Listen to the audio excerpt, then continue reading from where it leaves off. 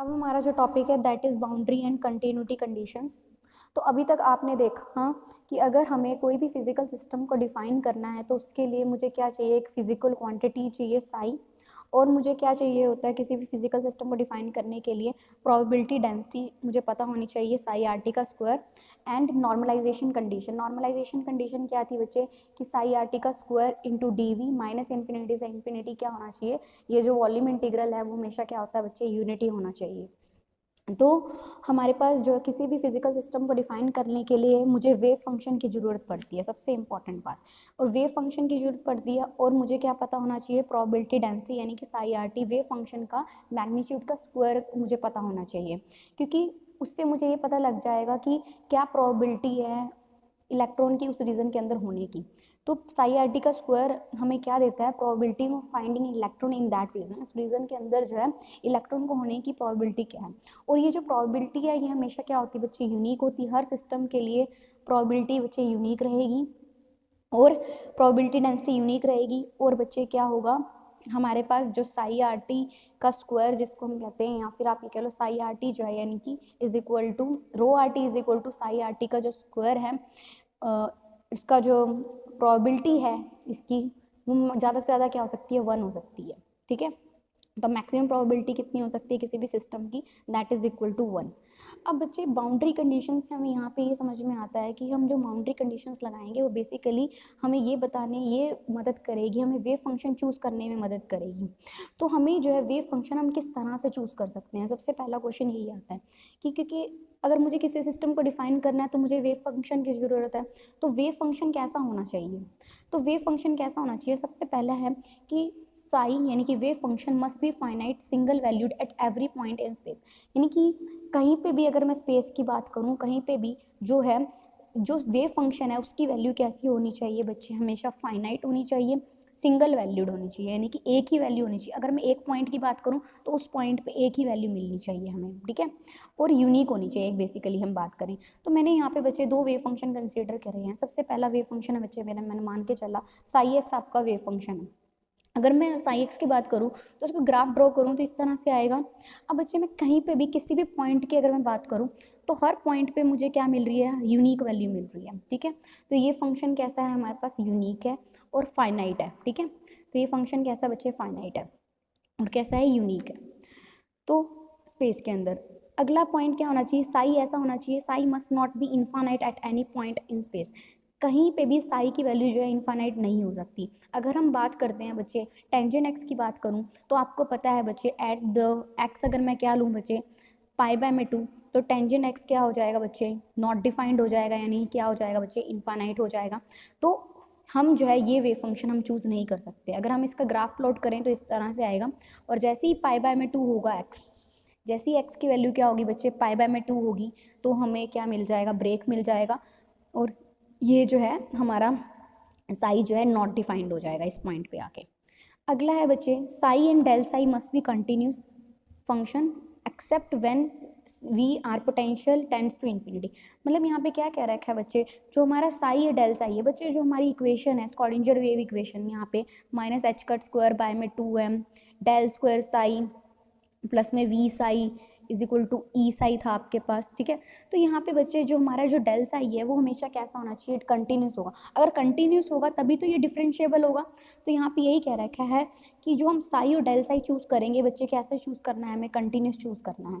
अगर मैं यहाँ पे बात करूँ, यहाँ पे हमेशा क्या है, साई डिफरेंशिएबल है कि नहीं है, साई एक्स का डिफरेंशिएशन कॉस एक्स, और हमेशा ये कैसे रहेंगे बच्चे, कंटिन्यूस रहेंगे।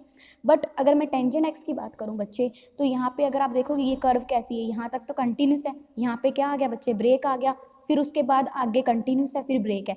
तो ये कंटिन्यूस होनी चाहिए हमेशा, साई की वैल्यू हमेशा कैसी होनी चाहिए बच्चे, कंटिन्यूस होनी चाहिए। तो ये वेव फंक्शन हम चूज़ नहीं कर सकते, क्योंकि अगर हम ये वेव फंक्शन चूज़ करेंगे तो उस केस में हमारी कंटिन्यूटी जो होगी वो बच्चे ब्रेक होगी। अब आपके पास ये ग्राफ आ गया, आपको कहा गया कि ये साई है, ये साई हम चूज़ कर सकते हैं, आप कहोगे नहीं। यहाँ पे भी क्या है बच्चे, इसके अंदर क्या है, ब्रेक है। ब्रेक जहाँ पे आ गया तो कंटिन्यूटी जो है, जो हमारा वेव फंक्शन है वो कंटिन्यूस नहीं रहा, तो हम उसको चूज़ नहीं कर सकते। सिर्फ जहाँ पे पोटेंशियल इनफाइनाइट होता है वहाँ पे जो है साई और डेल साई की वैल्यू जो है कंटिन्यूस नहीं रहती है। तो boundary condition, proper boundary condition के लिए हम क्या करेंगे बच्चे, तो हमारे पास पोटेंशियल जो है फंक्शन जो है वो इनफाइनाइट हो सकता है। तो उस केस में जो प्रॉपर बाउंड्री कंडीशन हम कैसे निकाल लेंगे बच्चे, जब हम क्या लेके चलेंगे, जब पोटेंशियल जो है हमने मान के चलेंगे बच्चे कि पोटेंशियल जो है ना वी आर जो है वो फाइनाइट है किसी पॉइंट आर पे, ठीक है ना। पोटेंशियल की वैल्यू जो है हम ये मान के चलेंगे, बाय अज्यूम करेंगे कि पोटेंशियल जो है किसी पॉइंट आर तक तो फाइनाइट है। उसके बाद बच्चे हम क्या करेंगे, इसकी लिमिट को जो है R tends to infinity approach करवाएंगे। तो हमारा जो वी आर है वो भी क्या करेगा बच्चे, इन्फिनिटी को अप्रोच करेगा। तो ये लिमिटिंग कंडीशन हम लगाएंगे इसके अंदर। तो प्रॉपर बाउंड्री कंडीशन क्या आएगी कि हम वी आर को फाइनाइट मान के चलेंगे किसी पॉइंट आर पे, फिर उसके बाद जो है लिमिटिंग प्रोसेस यानी कि जो वी आर है वो किसको टेंड करेगा, आपका इन्फिनिटी, यानी कि लिमिट्स लगा के हम अप्रोच करवाएंगे पोटेंशियल को इन्फिनिटी। पर हम पोटेंशियल को कभी इन्फाइनाइट नहीं करेंगे। अगर हम पोटेंशियल को इन्फाइनाइट कर देंगे तो हमारा साई और डेल साई क्या हो जाएगा बच्चे, कंटिन्यूस नहीं रहेगा उस रीजन में। तो अब हमारे पास जो नेक्स्ट टॉपिक है that is probability, current density and particle flux. देखो पार्टिकल फ्लक्स क्या होता है बच्चे कि कितना हमारे पास इस रीजन के अंदर, अगर मैं कोई स्मॉल रीजन कंसीडर करूं, डीए रीजन मैंने कंसीडर किया, तो उस केस के अंदर जो है कितने नंबर ऑफ पार्टिकल्स हैं इस स्मॉल डीए रीजन के अंदर। मान लो ये कोई स्मॉल रीजन है तो इसके अंदर जो है कितने नंबर ऑफ पार्टिकल्स हैं, तो वो क्या होगा बच्चे, पार्टिकल फ्लक्स कहलाएगा आपका। तो प्रोबेबिलिटी करंट डेंसिटी क्या होगी बच्चे कि एक रीजन के अंदर जो है कितनी प्रोबेबिलिटी है, कितना इलेक्ट्रॉन्स प्रेजेंट्स हैं, तभी तो हम कहेंगे उतना ज़्यादा क्या होगा, करंट होगा, ठीक है ना, करंट डेंसिटी होगी। तो यहाँ पे सबसे पहले हमें क्या निकालना है, प्रोबेबिलिटी करंट डेंसिटी की हमें इक्वेशन निकालनी है। तो यहाँ पे ये लिखा है वेव फंक्शन जो है ना वो क्या होता है बच्चे, interpreted as a particle probability amplitude and the motion of particle is clearly to be associated with the motion of wave function. तो यहाँ पे यही कह रखा है जो पार्टिकल्स हैं वो जो मूव करेंगे, जो पार्टिकल मूव करते हैं तो उसको हम इस तरह से ले सकते हैं कि वेव फंक्शन के मोशन को ही कंसीडर कर सकते हैं, ठीक है ना। तो जो पार्टिकल का मोशन होगा वो कैसा मोशन होगा, जैसे वेव फंक्शन का मोशन है, ठीक है ना, क्योंकि वेव फंक्शन किसके साथ एसोसिएटेड है, आपके पार्टिकल के मोशन के साथ एसोसिएटेड है। तो अब हम निकालते हैं, सबसे पहले हमने क्या कंसीडर करना है बच्चे, time dependence Schrodinger wave equation हमने ली। तो time dependence Schrodinger wave equation क्या है हमारे पास, iota h cut curl of curl t is equal to minus h cut square by में 2m del square psi plus में वी साई। तो ये हमारे पास क्या है बच्चे, time dependence Schrodinger wave equation है, ये आपको अब लर्न हो जानी चाहिए। तो यहाँ से बच्चे हमारे पास इसका क्या निकाला बच्चे, हमने कॉम्प्लेक्स कंजुगेट लिया, क्योंकि हमें पता है जो वेव फंक्शन है वो रियल क्वांटिटी नहीं होती, वेव फंक्शन जो है वो कॉम्प्लेक्स हो सकता है, ए प्लस में आयोटा बी की फॉर्म में हो सकता है। तो उस केस में कॉम्प्लेक्स कंजुगेट अगर हम इसका कंसीडर करेंगे तो वो क्या होगा, इसका क्या हो जाएगा, star complex conjugate del square psi का स्टार प्लस में वी साई स्टार। तो यहाँ से बच्चे आप क्या करोगे, इस वाली इक्वेशन को आप साई से मल्टीप्लाई कर दोगे राइट हैंड साइड से, और इस वाली इक्वेशन को नहीं, इस वाली इक्वेशन को बच्चे आपने क्या करना है, साई से मल्टीप्लाई कर देना है। तो आपने क्या करना है, इस वाली इक्वेशन को साई से मल्टीप्लाई कर देना है और इस वाली इक्वेशन को साई स्टार से मल्टीप्लाई कर देना है। जब हम इस इक्वेशन को साई स्टार से मल्टीप्लाई करेंगे तो क्या आएगा, आयटा एच कर psi star curl psi by में curl t is equal to minus h cut square by में 2m psi star del square psi plus में वी साई। तो ये हमारे पास आ जाएगा, और इसको जब हम साई से मल्टीप्लाई करेंगे तो minus iota h cut psi curl of curl t psi star is equal to minus h cut square by में 2m psi del square psi star plus में psi del psi V psi star. तो यहाँ से बच्चे इन दोनों को क्या करेंगे, हम सब्ट्रैक्ट कर देंगे, इसमें से इसको घटाएंगे तो क्या आएगा, आयटा एच कर साई स्टार, आयटा एच कर दोनों में से कॉमन, तो psi star curl of curl t Sai T minus यहाँ पे इसको इसमें से माइनस कर रहे हैं तो माइनस माइनस क्या हो गया, plus plus psi curl by में curl t psi star is equal to minus h cut square by में 2m कॉमन, तो psi star del square psi minus this term, तो minus of psi del square psi star. तो यहाँ से क्या आ जाएगा, v, ये टर्म से ये टर्म क्या हो जाएगी बच्चे, कैंसिल हो जाएगी।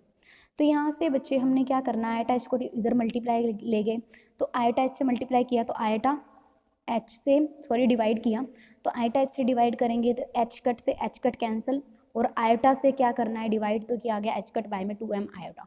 तो यहाँ से हमारे पास ये आ जाएगा। अब बच्चे ये जो है इसको हम इस तरह से लिख सकते हैं, curl of curl t psi star Sai, क्योंकि अगर मैं ये किसका है डिफरेंशिएशन, अगर हम इसका करेंगे तो ये कांस्टेंट इसका डिफरेंशिएशन प्लस ये कांस्टेंट इसका डिफरेंशिएशन, तो यही टर्म बन जाती है। तो इसको हमने इस तरह से लिख लिया, curl of curl t psi star Sai plus ये वाली टर्म इधर ले गए एच कट बाय में 2m iota del psi star del psi minus psi del psi is equal to 0, क्योंकि यहाँ से हमने क्या लिया बच्चे, डेल कॉमन ले लिया है, तो हम इस तरह से इसको लिख सकते हैं। अब बच्चे ये जो हमारे पास इक्वेशन आई है इसको ध्यान से देखा जाए तो हमें जो है ये इक्वेशन जो है ना, ये भी एक कंटिन्यूटी इक्वेशन मिलेगी। जैसी कंटिन्यूटी इक्वेशन हमें कहाँ से मिली थी बच्चे, हमें हाइड्रोडायनेमिक्स में मिलती है। जब हम कंटिन्यूटी इक्वेशन हम फ्लूइड के केस में पढ़ते हैं बच्चे, तो वो कंटिन्यूटी इक्वेशन क्या होती है, वो आपकी जो डेंसिटी है रो और जो करंट डेंसिटी है इसको जोड़ती है। तो वो क्या थी बदले, कर्ल रो बाय में curl T del dot J is equal to 0। तो ये आपकी जो है conservation of flow of fluid की जो है आपकी क्या है, कंटिन्यूटी इक्वेशन है। तो यहाँ से हमारे पास क्या आ जाएगा, कर्ल रो बाय में कर्ल टी प्लस में del dot J is equal to 0। यहाँ से बच्चे इन दोनों को कंपेयर करो, क्योंकि हमें क्या निकालना था, प्रोबेबिलिटी करंट डेंसिटी जे कैलकुलेट करना था ना हमें इस केस में वेव फंक्शन की टर्म्स में। तो हमने कैलकुलेट किया बच्चे, यहाँ से कर्ल ऑफ कर्ल टी, इसको कंपेयर किया, रो किसके आ गया, प्रोबेबिलिटी करंट डेंसिटी द्वारा से क्या निकल के आई, साई स्टार साई। तो psi star psi position probability density हमारे पास निकल के आई, हमें ये पता ही है। तो डेल डॉट जे, जे के साथ जो डेल के साथ है बाकी सारा क्या कहलाएगा, आपका जे कहलाएगा। तो प्रोबेबिलिटी करंट डेंसिटी जो हमें कैलकुलेट करनी थी वो क्या आ गई बच्ची, एच कट बाय में 2 iota M psi star del psi minus psi del psi star, ठीक है ना। तो ये हमारे पास क्या आ गई बच्चे, प्रोबेबिलिटी करंट डेंसिटी। तो ये रिलेशन आपको हमेशा याद रखना है, न्यूमेरिकल्स में यूज़ होगा। आपको क्या किया जाएगा बच्चे, आपको दे दिया जाएगा वेव फंक्शन दे दिया जाएगा, मान लो कोई भी वेव फंक्शन आपको दे दिया, ई की पावर आयोटा एक्स हमने कोई वेव फंक्शन आपको दे दिया, ठीक है। ये जो वेव फंक्शन दिया, अब आपसे पूछा जाए इसकी करंट डेंसिटी निकालो, तो करंट डेंसिटी का फॉर्मूला जो है एच कट बाय में 2 आयोटा एम क्या है, psi star del psi minus psi del psi star. तो बच्चे ये जो है फॉर्मूला लगा के आप इसमें कैलकुलेट कर सकते हो। तो एच कट बाय में आयोटा एम साई स्टार तो एज इट इज़, इसका डिफरेंस, इसका साई स्टार क्या होगा बच्चे, इसका कॉम्प्लेक्स कंजुगेट क्या होगा बच्चे, ई की पावर आयोटा एक्स का complex conjugate minus iota x, ठीक है ना।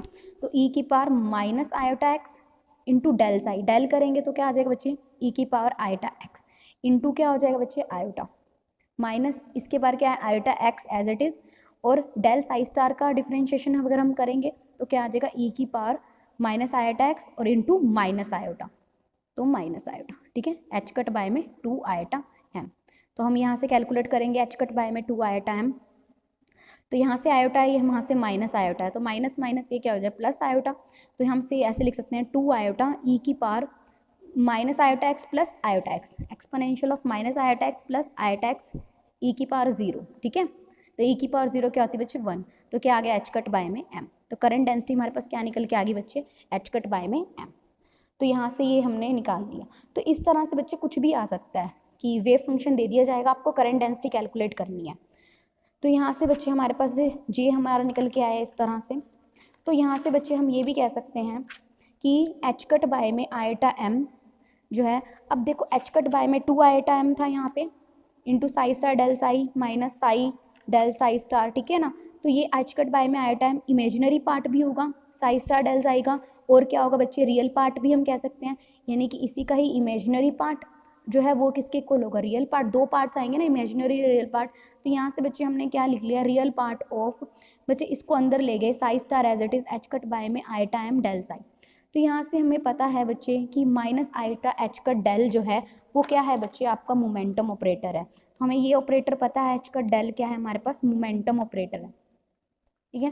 तो हमारे पास रियल पार्ट ऑफ क्या आया बच्चे, psi star H cut by में आयोटा एम साई। तो यहाँ से बच्चे एच कट बाय में आयोटा एम जो है, मैंने क्या किया बच्चे, यहाँ से मुझे ये चीज़ लिखनी है, तो मैं इसमें क्या किया मैंने, तो यहाँ से बच्चे मैं ये ऐसे लिख सकती हूँ, माइनस आयोटा से मल्टीप्लाई किया, minus iota h cut by में आयोटा स्क्वायर इंटू एम, ठीक है। तो यहाँ से मैं यहाँ से इतना तो मैं लिख ही सकती हूँ, ठीक है। एच कट बाय में यहाँ पे बच्चे 1 मिनट रुको, डेल साई होगा यहाँ पे जरूर। तो यहाँ से ये डेल साई था, तो यहाँ पे क्या आ गया बच्चे, डेल, ठीक है। तो मैंने क्या किया, आयोटा से मल्टीप्लाई, आयोटा से क्या कर दिया बच्चे, डिवाइड कर दिया। तो आयोटा एच का डेल, ये क्या है बच्चे, ये टर्म क्या है, आपकी मोमेंटम है, पी है, बाय में क्या है, आयोटा का स्क्वायर यानी कि माइनस एम, ठीक है। तो यहाँ से मैंने क्या किया, एच कट बाय में आयोटा से मल्टीप्लाई, आयोटा से डिवाइड, सॉरी यहाँ पे प्लस होगा।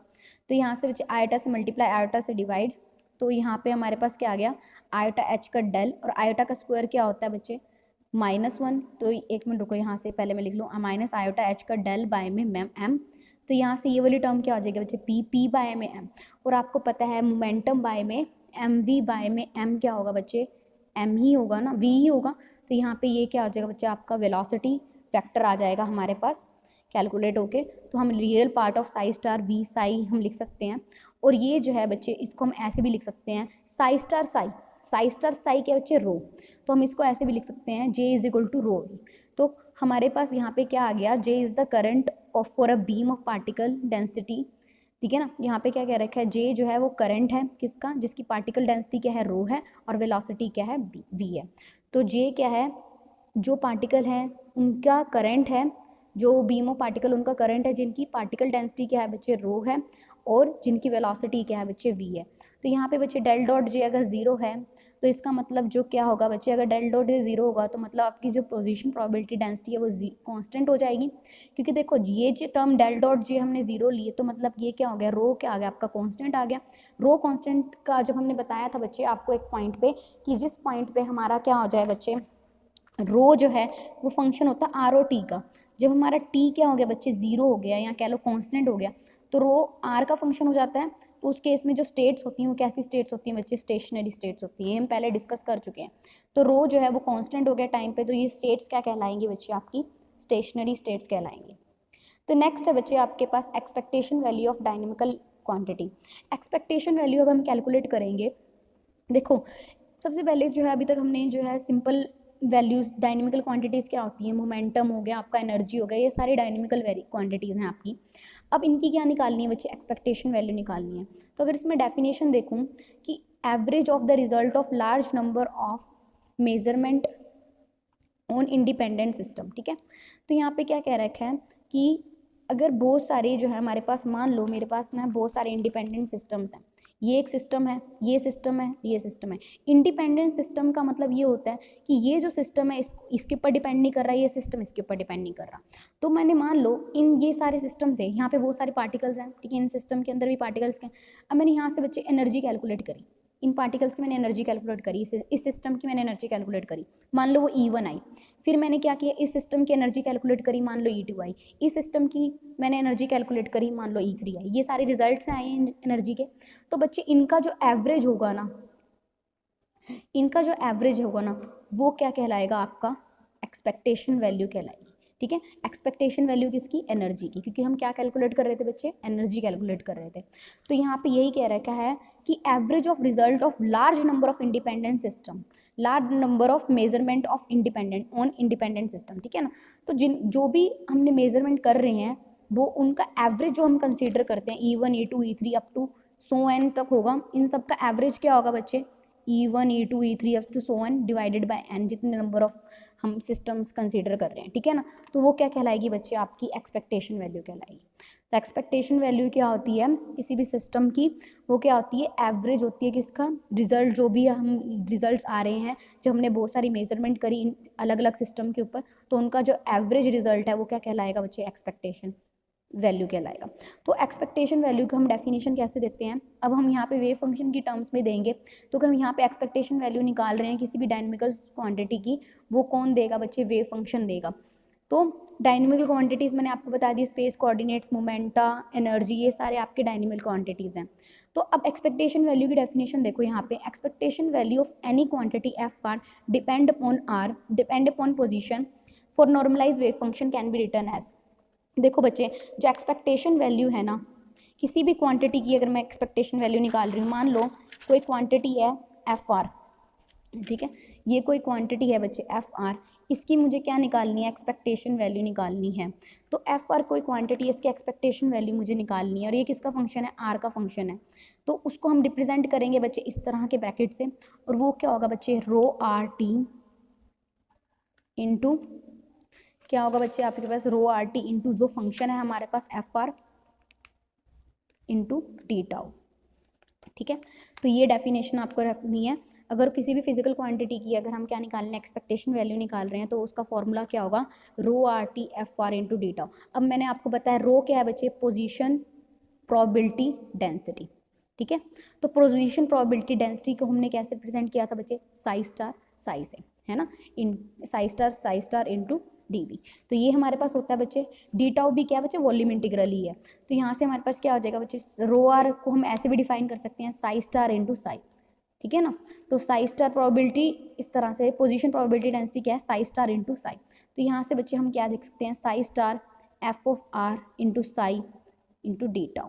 तो इस तरह से भी इसको लिख सकते हैं इसको, ठीक है। तो psi star f of r psi into D tau volume integral, ठीक है। तो यहाँ से बच्चे, यहाँ से अगर आप लिखो तो माइनस इन्फिनिटी से इन्फिनिटी, यहाँ पे दिया नहीं हुआ तो आपको पता होना चाहिए।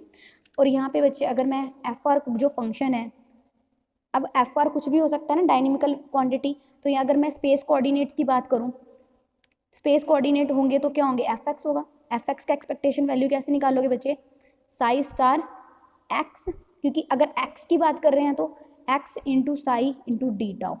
ऐसी वाई की बात करेंगे एक्सपेक्टेशन वैल्यू, यहाँ पे फंक्शन एफ आर जो है वो क्या है, स्पेस कोऑर्डिनेट है तो एक्स, तो यहाँ पे वाई ऐसी क्या होगा बच्चे आपका जेड। अब ये तो हमने स्पेस कोऑर्डिनेट्स के लिए निकाला, अभी हम एनर्जी के लिए भी निकाल सकते हैं और ऐसे ही हम मोमेंटम के लिए भी निकाल सकते हैं, ठीक है। तो यहाँ पे हमारे पास जो है ये हमने स्पेस कोऑर्डिनेट्स के लिए निकाल दिया, एक्स वाई जेड इसके कोऑर्डिनेट्स हैं। तो यहाँ से बच्चे हमारे पास जो है एक्सपेक्टेशन वैल्यू जो है पोटेंशियल एनर्जी की, वो क्या होगी बच्चे, वी आर टी। आपको फॉर्मूला याद रखना है, जो फंक्शन है हमारे पास क्या, वी आर टी, यहाँ पे एफ आर क्या होगा, V r t rho R T into D tau, और क्या लिख सकते हैं इसको, साई स्टार फंक्शन क्या है बच्चे यहाँ पे, V r t psi into D tau, ठीक है, सेम चीज़ ही है। तो ये चीज़ आपको याद रखनी है। तो एक्सपेक्टेशन वैल्यू ऑफ जो ये क्वांटिटीज़ हैं डिपेंड कर रही है सिर्फ पोजीशन के ऊपर। तो कुछ ऐसी क्वांटिटीज़ भी हैं जो हमारे पास इंटरेस्ट की हैं, जैसे कि हमें एनर्जी और मोमेंटम की अगर हम बात करें, इनकी एक्सपेक्टेशन वैल्यू अगर मैं कैलकुलेट करूँ तो वो कैसे निकलेंगी बच्चे। तो उसके लिए जो है हमें क्या निकालना पड़ेगा, हमें उसका, अगर मुझे एक्सपेक्टेशन वैल्यू बच्चे, मैंने आपको बोला मुझे एक्सपेक्टेशन वैल्यू कैलकुलेट करनी है एनर्जी की, तो एनर्जी की एक्सपेक्टेशन वैल्यू आप कैसे लिखते हैं, सिंपल एनर्जी की एक्सपेक्टेशन वैल्यू आप कैसे लिखते हैं बच्चे, इस तरह से लिखते हैं कि एनर्जी की एक्सपेक्टेशन वैल्यू निकालनी है तो आपने इस तरह से होगा, तो रो आर टी फंक्शन क्या है यहाँ पे एनर्जी का इंटू डी टाउ, और कैसे लिखते हैं बच्चे, psi star E into psi into D tau. But हम इस तरह से नहीं निकालते हैं। एनर्जी क्या है, this is energy operator, energy क्या है बच्चे, एनर्जी ऑपरेटर है। तो हम जो है एक्सपेक्टेशन वैल्यू एनर्जी की कैसे निकाल लेंगे, इन टर्म्स ऑफ ऑपरेटर, ठीक है। तो अगर ऑपरेटर क्या है, वैसे एनर्जी का आयटा एच कट बाय में, आयटा एच कट बाय में कर्ल ऑफ कर्ल टी, ये है कि नहीं है। तो यहाँ पे यही लिखा हुआ है कि जो एनर्जी है वो क्या है, एक डिफरेंशियल ऑपरेटर।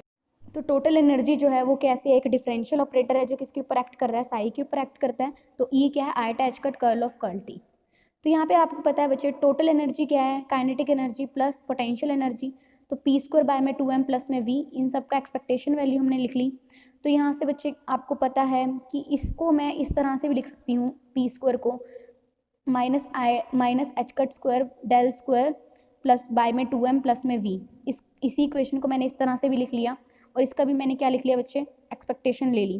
तो यहाँ से बच्चे अगर आप देखो हमारे पास जो है ये वाली टर्म जो है हमारे पास कि minus h cut square by में 2m, इनको हम कंपेयर कर रहे हैं, इन दोनों इक्वेशंस को अगर मैं कंपेयर करूँ तो यहाँ से बच्चे अगर देखो तो पी स्क्वायर किसके इक्वल निकल के आएगा, minus h cut square into del square.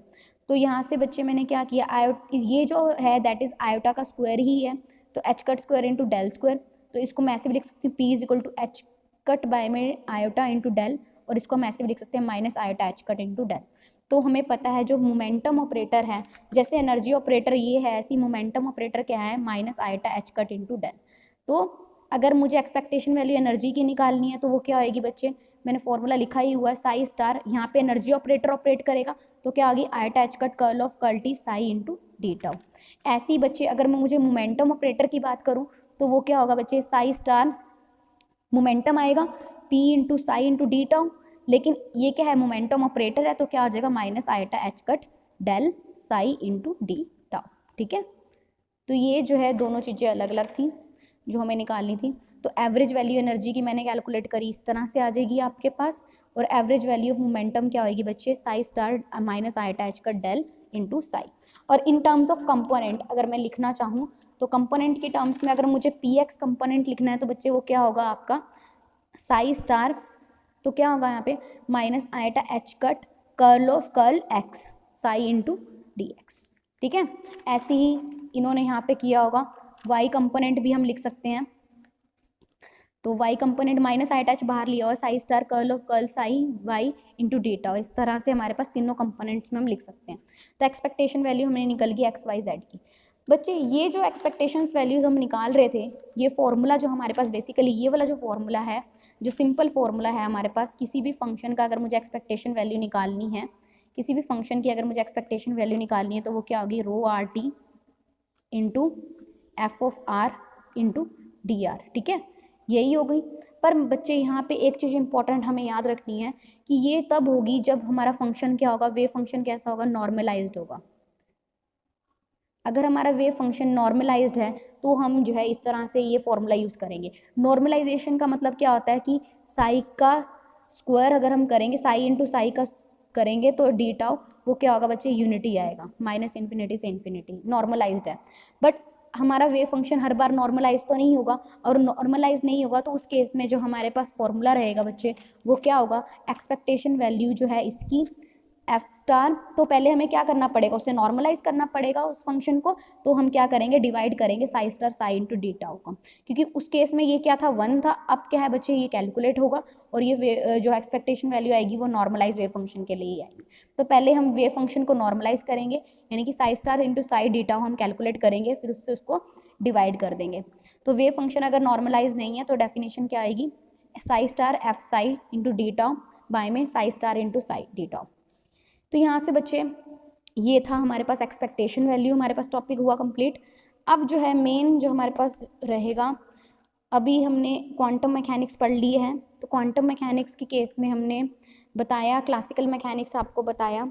Classical mechanics क्या होती है, जो ऑब्जेक्ट्स को, माइक्रोस्कोपिक ऑब्जेक्ट्स को डील करें। क्वांटम मैकेनिक्स किसके साथ डील करती है, माइक्रोस्कोपिक साइज के साथ डील करती है। क्वांटम मैकेनिक्स में न्यूटन्स के लॉ एप्लीकेबल होते हैं, और उसका जो फंडामेंटल लॉ है that is Newton law of motion, ठीक है ना, जो क्या है, force is equal to mass into acceleration. But हम जब बात करते हैं क्वांटम मैकेनिक्स की, तो क्वांटम मैकेनिक्स में जो फंडामेंटल जो हमारे पास रहता है लॉज ऑफ मोशन जो है फंडामेंटल, वो कौन सा है बच्चे, that is Schrödinger wave equation. तो यहाँ पे time dependent Schrödinger wave equation हमारे पास दी हुई है, minus h cut square by में 2m कर्ल साई बाय में कर्ल एक्स का square V psi into minus is equal to iota h cut curl psi by में कर्ल टी, ठीक है। तो यहाँ जो साई है वो किसके साथ एसोसिएटेड है, जो पार्टिकल का मोशन है वो हमें क्या देगा बच्चे, साई देगा, और वी क्या है, पोटेंशियल एनर्जी जो पार्टिकल की है। यहाँ पे जो है हमारे पास फ्यूचर बिहेवियर, अब देखो हमें पहले से ही पता होता है कि पार्टिकल का कहाँ पे जाएगा, पार्टिकल अगर कोई इंसेक्ट है यहाँ जाएगा, कहीं पे भी जाएगा, सब जो डिफाइंड है उसकी ट्रेजेक्ट्री। लेकिन जब हम इलेक्ट्रॉन की बात करते हैं या प्रोटॉन की बात करते हैं, मटेरियल पार्टिकल की बात करते हैं, तो हमें पोजीशन, वेलोसिटी, ये चीज़ें हमें नॉन नहीं होती, हमें नहीं पता होता उसका मोमेंटम क्या है, अनसर्टिनिटी आ जाती है। अगर मान लो हम इलेक्ट्रॉन को निकाल सकते हैं, इसकी पोजीशन बता सकते हैं, तो हम उसका मोमेंटम उस टाइम पे नहीं बता सकते। अगर मोमेंटम बता पा रहे हैं तो उसकी पोजीशन नहीं बता सकते। इनकी जो ट्रेजेक्ट्री होती है शार्पली डिफाइंड होती है, क्वांटम मैकेनिकली में शार्पली डिफाइंड नहीं होती हैं। और क्लासिकल मैकेनिक्स जो है वो सर्टेनिटी के ऊपर डील करती है, हमें सर्टेन है भी, इस पॉइंट पे हमें पोजीशन पता है, इस पॉइंट पे पोजीशन पता है। तो आपने पता होगा बच्चे, जब हम पोजीशन निकालते थे, मान लो उसने ये पाथ फॉलो किया, इनिशियल पॉइंट और फाइनल पॉइंट से हम लोग उसकी पोजीशन और वेलोसिटी यानी कि इक्वेशन ऑफ मोशन अप्लाई कर दिया करते थे, तो सर्टेन था कि हमें पोजीशन भी निकाल सकते थे या मोमेंटम, ये सब कुछ सर्टेन है। पर यहाँ पे क्या है, क्लासिकल मैकेनिक्स, क्वांटम मैकेनिक्स में हम प्रोबेबिलिटी के आधार डील करते हैं। हम ये नहीं कह सकते कि बिल्कुल एक्स की पोजीशन यहीं पे ही होगी, नहीं, हम ये बोलते हैं कि ये वेव फंक्शन का स्क्वायर जो है ना, वेव फंक्शन का स्क्वायर की अगर हम बात करें जो कि रो है, ये बता सकता है कि प्रोबेबिलिटी है अभी इस रीजन के अंदर इलेक्ट्रॉन हो सकता है, पर हम ये नहीं कह सकते कि यहीं पे ही है इलेक्ट्रॉन, एग्जैक्ट पोजीशन नहीं बता सकते। तो ये क्या है, किसके साथ डील करता है बच्चे, अनसर्टिनिटी के साथ डील करता है, या फिर हम कह लो प्रोबेबिलिटीज़ के साथ डील करता है। तो अभी तक यही था हमारे पास सिलेबस में फर्स्ट यूनिट में बच्चे। इसके बाद जो नेक्स्ट यूनिट होएगी वो हम कर लेंगे नेक्स्ट, कल से हम नेक्स्ट यूनिट शुरू करेंगे। तो यहाँ पे अभी के लिए इतना ही। तो एक चीज़ मैं देख लेती हूँ यहाँ पे, एक बार ये वाला न्यूमेरिकल देखो, ये पॉइंट देखो, बहुत अच्छा है, जो मैंने आपको अभी बताया था ना, वेव फंक्शन एक्सेप्टेबल होते हैं कि नहीं है। तो यहाँ पे बच्चे साइन एक्स है, साइन एक्स आप बताओ ये वेव फंक्शन क्या होगा, एक्सेप्टेबल होगा क्योंकि ये फाइनाइट है, कंटिन्यूस है और क्या है, डिफरेंशिएबल भी है। टेंजेंट एक्स की मैंने आपको बताया था कि टेंजेंट एक्स के केस में हमारे पास क्या हो जाता है कि जब एक्स पाई बाय में 2 हो जाता है तो उस केस में जो है वेव फंक्शन कहाँ चला जाता है, इनफाइनाइट हो जाता है, ये एक्सेप्टेबल नहीं। ऐसे ही आप कोसिकेंट एक्स का देखोगे बच्चे कि कोसिकेंट एक्स जो है ना वो इन्फिनिटी कब पहुँचता है, जब एक्स की वैल्यू 0 होगी, तो ये कोसिकेंट एक्स इन्फिनिटी हो जाता है, तो ये भी एक्सेप्टेबल नहीं है। लेकिन साइन एक्स एक्सेप्टेबल है, कॉस एक्स एक्सेप्टेबल है। तो याद रखना जब ए एक्सेप्टेबल है, बी एक्सेप्टेबल है, तो ए प्लस बी भी क्या होगा बच्चे, एक्सेप्टेबल होगा। यानी कि अगर वेव फंक्शन जो है ना, फर्स्ट फंक्शन एक्सेप्टेबल है, सेकंड, तो इनका सम भी क्या होता है बच्चे, एक्सेप्टेबल होता है। तो ये चीज़ें मैंने आपको बता दी हैं, तो इस तरह के न्यूमेरिकल्स जरूर करें अपना। तो अभी के लिए थैंक यू।